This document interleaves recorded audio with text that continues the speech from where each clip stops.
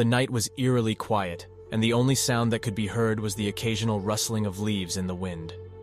Greta, a seasoned journalist, was on a mission to write a story about a notorious abandoned mansion rumored to be haunted.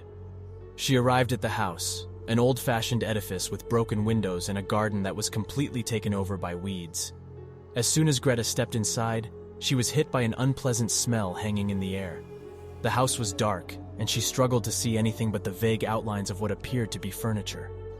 She took out her flashlight and started exploring the ground floor. As she walked into the living room, Greta shone her light on the walls, and to her surprise, she found strange symbols and inscriptions scribbled all over the walls.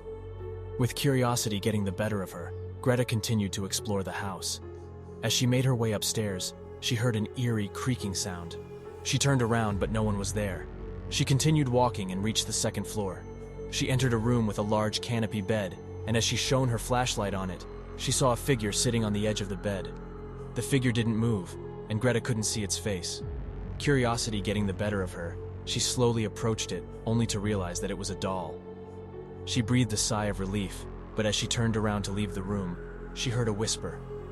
She turned back to the doll, and to her shock, it had moved.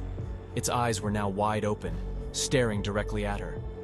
Greta's heart racing, she ran out of the room and went back downstairs. As she walked towards the kitchen, she heard footsteps echoing through the room. She cautiously approached it, and as she entered the kitchen, she saw a figure standing in front of the stove, cooking something. She couldn't see the face, but the figure was wearing an apron. As she called out, "Hello? Who are you?"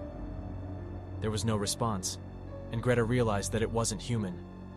The faceless figure slowly turned around and started running towards her.